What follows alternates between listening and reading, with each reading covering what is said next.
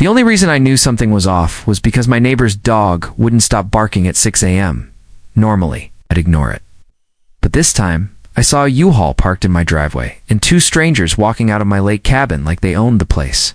I blinked twice. Was this a joke?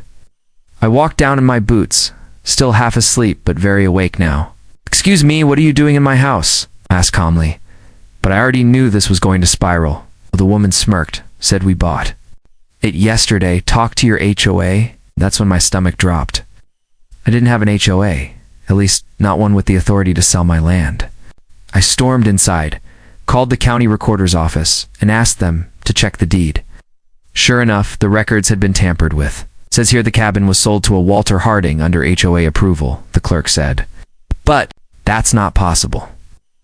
"I'm looking at the original deed in front of me," I replied. My name was still on the legal copy. Now, I was furious. I drove straight to the HOA office that had been harassing me for months, run by none other than Karen Whitmore, self-proclaimed president of the Ridgepoint Lake Association. She was already sipping iced coffee behind the desk when I stormed in. "Ah, you found the new tenants," she said with a sickly sweet tone. "You're trespassing now, you know." Act. I slapped a printed copy of my deed on the table. Act. "Cabin was never yours to sell. You've just committed fraud." She didn't flinch. "The board approved the sale. You were behind on aesthetic violations, unpaid fines, and known compliance fees." I was bluffing. I'd paid every fee, even the stupid ones about my dock railing color. I told her I'd be back with my lawyer. She laughed. "By then, the new owners will be settled in. Good luck undoing a sale." But Karen didn't know who she was dealing with. Within 2 hours, I had my real estate attorney, a state-level land commissioner, and a forensic document analyst in a conference room. We uncovered forged signatures, missing board minutes, and a fake vote authorizing the sale of my property, none of which legally held. Then I made a few quiet calls to the county assessor, to a few neighbors, and finally to the private equity firm I quietly ran behind the scenes. By the next morning, I had a plan. If Karen's HOA wanted to play games with land, I'd play bigger. I'd buy their entire neighborhood, every plot, every home loan they had defaulted on, every lien-backed parcel, and box them in like they tried to do to me. And that's exactly how I started. I bought 3 houses at auction that same week, all foreclosed due to HOA mismanagement. Then I snapped up their HOA office itself, which had quietly gone into default because Karen was pocketing the dues. But I didn't stop there. I found that Karen's husband had taken out a second mortgage on their lot. I bought the note. Within 10 days, I legally owned 40% of the community's land. And that's when the cops showed up again, this time. They weren't here for me, Karen had called them, screaming about harassment. But when they arrived, I handed them the evidence, the fake deed transfers, the embezzlement, the fraudulent board approvals. The sheriff took one look and asked, "Would you like to press charges?" I said, "Not yet. I'm not done." I wasn't. The next morning, I drove out to the edge of the ranch overlooking the lake. My dog, Diesel, padded beside me, ears alert. The mist was still hugging the water, and birds chirped in the distance. It was peaceful. But that peace was shattered the moment I saw the neon orange sign stapled to my gatepost. Sold. Transfer complete. Lot number 88, under new ownership. I stood frozen. Lot 88 was my cabin, my land. I'd inherited it from my grandfather, who built it log by log. Now some HOA idiot had the gall to sell it off behind my back? The nerve. I tore the sign down and marched straight to the HOA office inside. I found Karen behind the front desk, manicured nails, smug smile. Sipping from her lake life is the best life mug, like she hadn't just committed real estate fraud. "I see you found out," she said sweetly. "Tell me this is a joke," I growled. "Oh no, Mr. Walker. You've been in violation for months now. Your dock was 2 inches too long. Your fencing wasn't HOA approved, and you failed to attend our last 5 meetings. The board voted to reassign your cabin due to non-compliance. You can't reassign private property. IOWN, that cabin, paid off, deeded, registered with the county." She shrugged.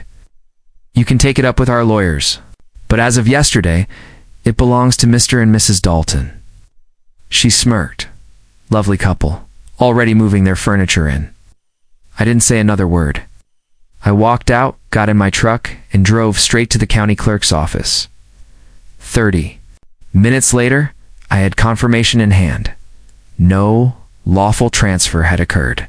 Karen had forged paperwork, but it hadn't cleared official approval, and the actual deed still listed me as the owner. I made one more stop after that to my attorney, Charles Whitman. The moment he heard the story, his eyes lit up.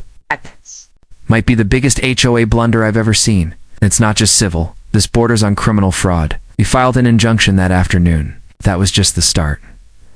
I wasn't just going to get my cabin back. I was going to take everything they had. Over the next few days, I quietly bought the open lots around the lake. Some were on the market, others I acquired by offering triple value.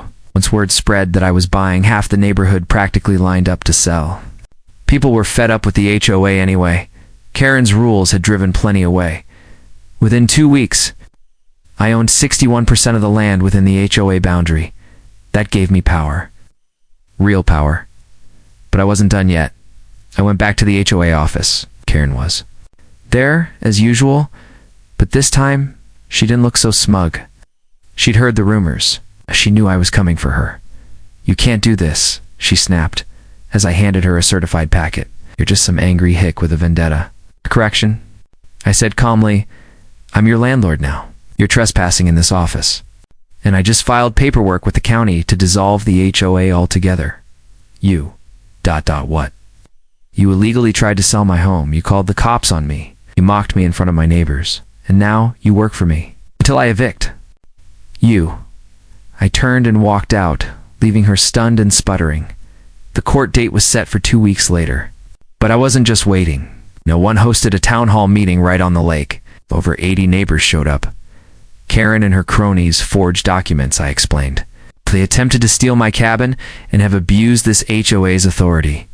For years, but it ends now. I've bought the majority stake in this neighborhood, and I'm voting to dissolve the HOA. The crowd erupted in applause. And just like that, the power shifted. But the real war was only beginning. 2 weeks. That's how long it took for the entire TRO board to unravel once the legal gears started turning, by the time the court date arrived. The forged sale documents had been confirmed as fraud. The county recorder had flagged every property. Transfers submitted by Karen in the last year. And 3 board members were now under investigation for misappropriation of HOA funds, including Karen herself. But she didn't go down quietly. On the morning of the hearing, I arrived at the county courthouse flanked by my attorney Charles and 2 sheriff's deputies, not for my protection, but because the judge had issued a protective order against further interference by the HOA. Karen had already attempted to access my property again, cutting the lock and trying to enter the cabin with the Daltons. That's when my son Eli had caught her on our driveway, and let's just say the security footage didn't do her any favors, showed her screaming threats and claiming the property belongs to the community. The deputies warned her that any further trespassing would land her in cuffs, but that didn't stop her. From showing up in court in a bright red pantsuit, lips pursed, chin high like she still ruled the lake. "Good morning, Your Honor," her attorney said. "This is all a misunderstanding." The judge, an old rancher-turned-judge named Myers, adjusted his glasses and looked down at the paperwork with a deep sigh. "A misunderstanding," he muttered. "You tried to sell a man's legally deeded property without his knowledge or consent." Karen stood. "We had full authority, Your Honor. The HOA bylaws give the board control over lakefront maintenance, structures, and dwellings. That's not what this says," the judge said, holding up the deed in the original. "Articles of incorporation. Not only does the HOA lack power to sell or reassign individually owned parcels, you personally submitted forged sale documents to the county office. That's not just civil overreach, Ms. Brackett. That's a felony." Gasps spread through the courtroom. Karen's lawyer tried to interject, but Judge Myers waved him off. "Mr. Walker, please approach the bench." I stood. "You own 61% of all HOA subject land in this subdivision?" the judge asked. "Yes, sir. All purchased legally." Recorded here, I said, handing him the file Charles had prepared. And you're submitting this request to dissolve the HOA per Article 14B of its original charter. Yes, Your Honor, Karen screamed. That's not how this works. You can't just end the HOA. Judge Myers pounded his gavel. One more outburst, and I'll hold you in contempt. She sat down hard, red-faced and seething. After a 5-minute recess, the judge returned. Based on the evidence submitted, the court finds the attempted sale of Mr. Walker's property to be unlawful and void. The deed shall remain in his name, exclusively. Further, this court recognizes Mr. Walker's motion to dissolve the HOA per charter rules and majority landowner status. Effective immediately, the HOA is disbanded. Applause broke out in the back of the courtroom. But the best part came next. Miss Brackett.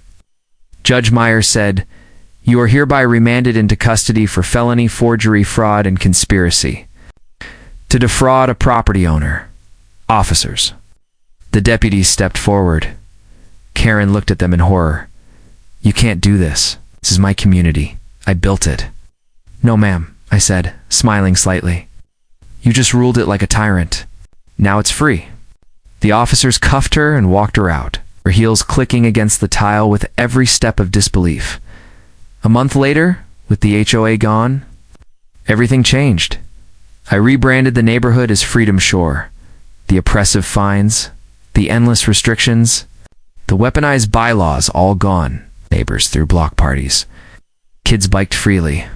People repainted their homes, planted fruit trees, built docks, and finally lived without fear in my cabin. Fully restored, repainted, and finally peaceful again, the Daltons, embarrassed, returned the keys with an apology. They didn't know. It was a scam. I let them rent the guest cabin on the ridge for half price while they figured out their next move. My son, Eli, helped install a full perimeter security system with smart sensors and drones. A little overkill maybe, but after what we went through, worth it. But the biggest moment came when Channel 7 News ran the story. Local rancher takes down fraudulent HOA, exposes major corruption. Karen's mugshot was everywhere. Multiple indictments were filed, and her cronies on the board. Most fled the state or lawyered up. Meanwhile, I got a call from someone unexpected. The State Housing Commission. They wanted to meet, apparently. What I'd done had inspired a legislative proposal, something to limit HOAs from abusing power, requiring more transparency and owner protections. Mr. Walker.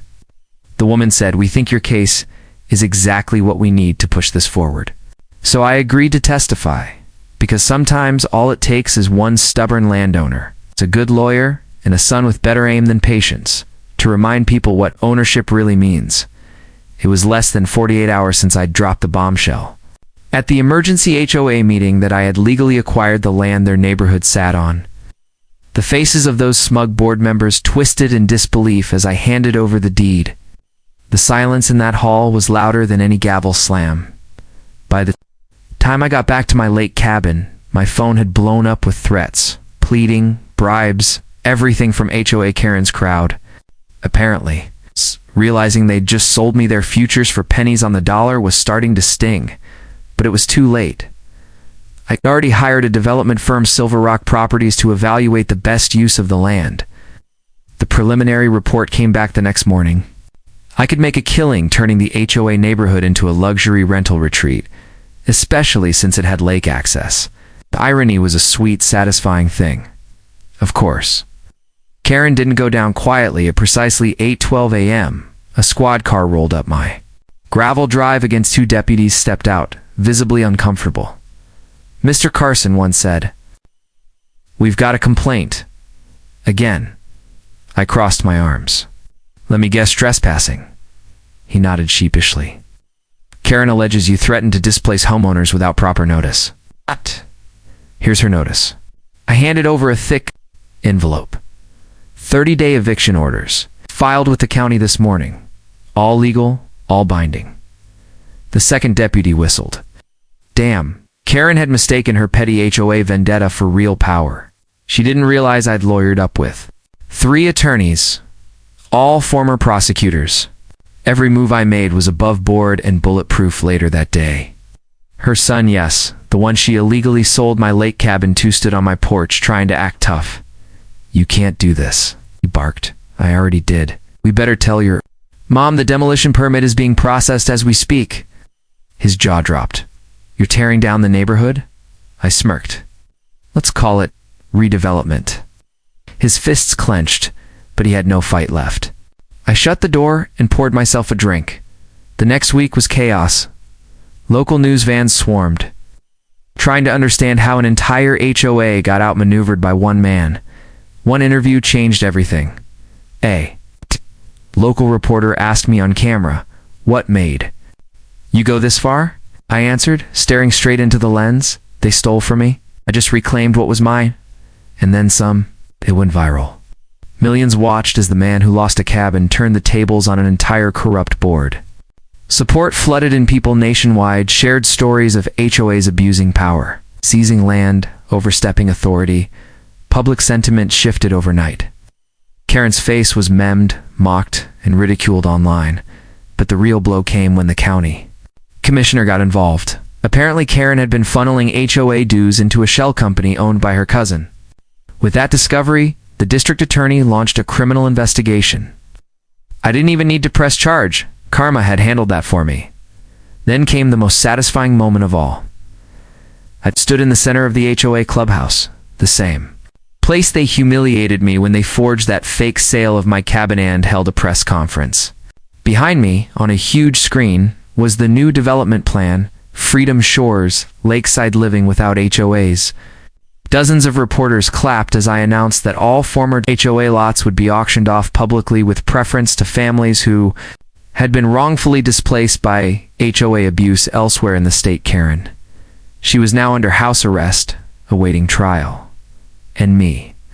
I was sipping bourbon from my reclaimed porch, watching bulldozers roll over the same streets they used to block me. I didn't just get my cabin back. I made history. I made sure no HOA would ever dare cross the wrong landowner again.